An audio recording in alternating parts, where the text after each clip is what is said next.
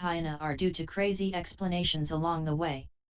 Relying on them, the cultivator becomes confused and claims to have attained complete realization before actually having done so. All these states are the result of interactions between the consciousness skandha and his mental efforts. Dull and confused living beings do not evaluate themselves. Encountering such situations, their minds are confused by their individual likings and past habits, so they stop to rest in what they take to be the ultimate refuge. They claim to have fully realized unsurpassed bodhi, thus uttering a great lie. After their karmic retribution as externalists and deviant demons comes to an end, they will fall into the relentless hells. The hearers and those enlightened by conditions cannot make further progress. All of you should cherish the resolve to sustain the way of the Tathagata.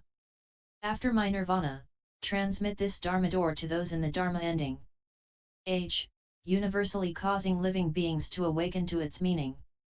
Do not let the demons of views cause them to create their own grave. Offenses and fall. Protect, comfort, and compassionately rescue them and dispel evil conditions. Enable them to enter the Buddha's knowledge and understanding with body and mind so that from the beginning to the final accomplishment they never go astray. It is by relying on this Dharma door that the Tathagatas of the past, as many as fine motes of dust and eons as many as the Ganges sands, have enlightened their minds and attained the unsurpassed way. When the consciousness skandha ends, your present sense faculties will function interchangeably. Within that interchangeable functioning, you will be able to enter the Bodhisattva's Vajra dry wisdom.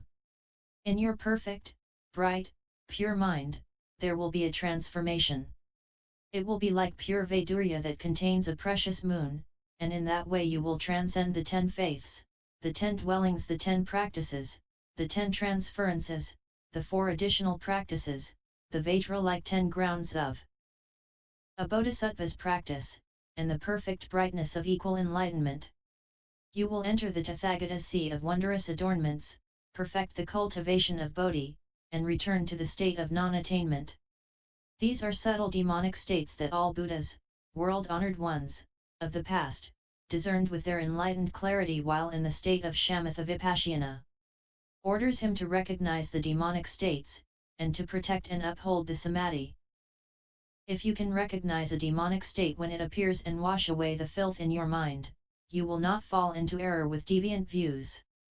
The demons of the skandhas will melt away, and the demons of the heavens will be obliterated. The mighty ghosts and spirits will lose their wits and flee. And the Li, Mei, and Wang Liang will not dare to show themselves again. You will directly arrive at Bodhi without the slightest weariness, progressing from lower positions to great nirvana without becoming confused or discouraged. If there are living beings in the Dharma-ending age who delight in cultivating samadhi, but who are stupid and dull, who fail to recognize the importance of dhyana, or who have not heard the Dharma spoken, you should be concerned lest they get caught up in deviant ways. You should single-mindedly exhort them to uphold the Dharani mantra of the Buddha's summit. If they cannot recite it from memory, they should have it written out and placed it in the dhyana meditation hall or wear on their person.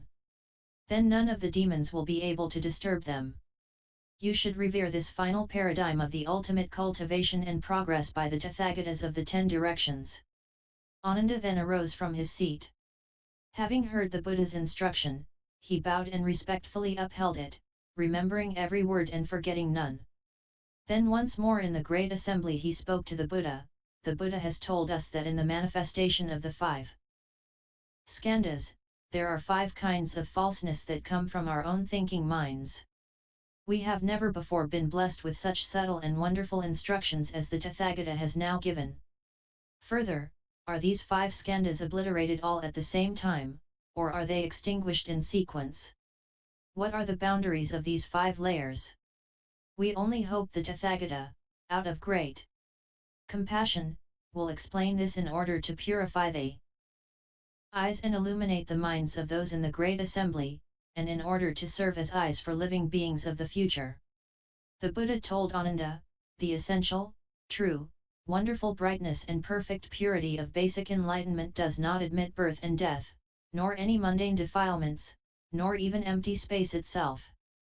All these are brought forth because of false thinking. The source of basic enlightenment, which is wonderfully bright, true, and pure, falsely gives rise to the material world, just as Yogananda became confused about his head when he saw his own reflection. The falseness basically has no cause, but in your false thinking, you set up causes and conditions. But those who are confused about the principle of causes and conditions call it spontaneity. Even empty space is an illusory creation. How much the more so are causes and conditions and spontaneity, which are mere speculations, made by the false minds of living beings. Ananda, if you perceive the arising of falseness, you can speak of the causes and conditions of that falseness. But if the falseness has no source, you will have to say that the causes and conditions of that falseness basically have no source.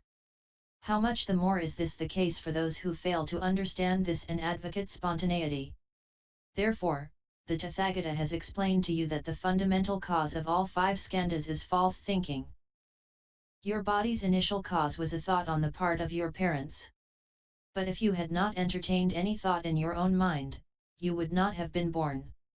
It is by means of thought that life is perpetuated.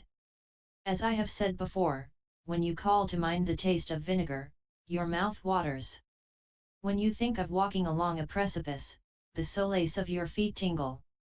Since the precipice doesn't exist and there isn't any vinegar, how could your mouth be watering at the mere mention of vinegar, if it were not the case that your body came from falseness? Therefore, you should know that your present physical body is brought about by the first kind of false thinking, which is characterized by solidity. As described earlier, merely thinking about a high place can actually cause your body to tingle and ache. Due to that cause, feelings arise and affect your physical body, so that at present you pursue favorable feelings and are repelled by adverse feelings. These 2 kinds of feelings that compel you are brought about by the second kind of false thinking, which is characterized by illusory clarity.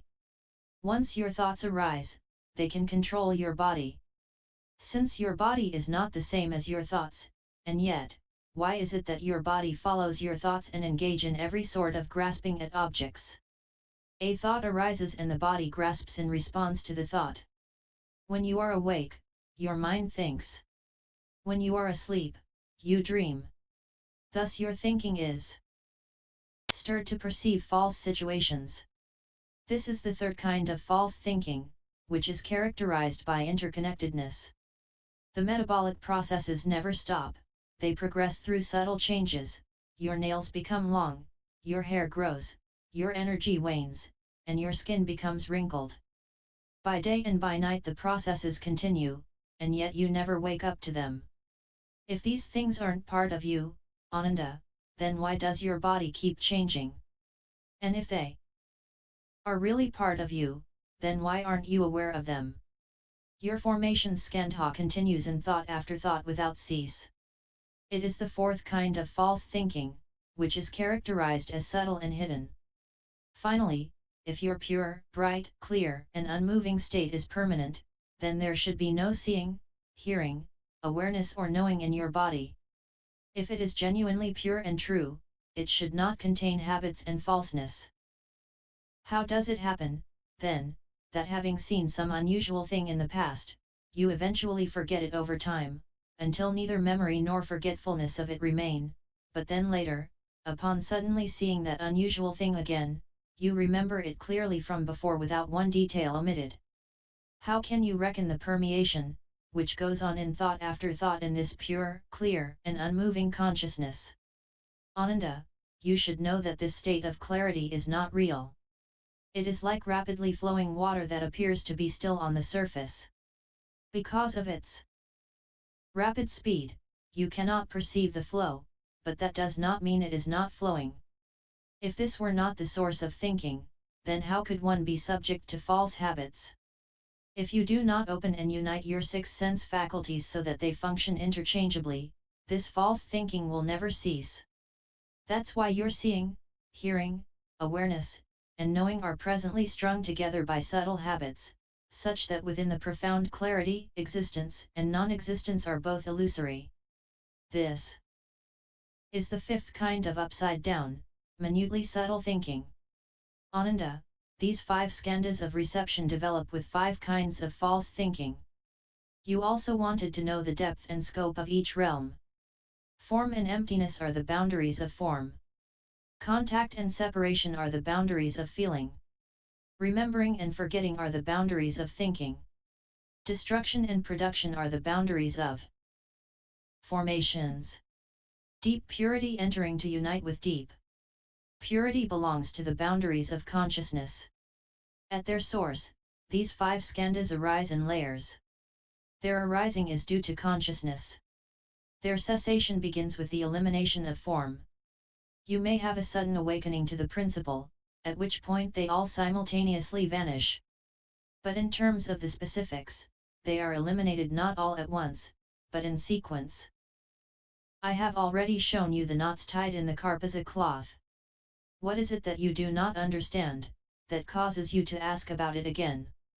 You should gain a thorough understanding of the origin of this false thinking and then transmit your understanding to cultivators in the future Dharma-ending age. Let them recognize this falseness and naturally give rise to deep disdain for it. Let them know of Nirvana so that they will not linger in the triple realm.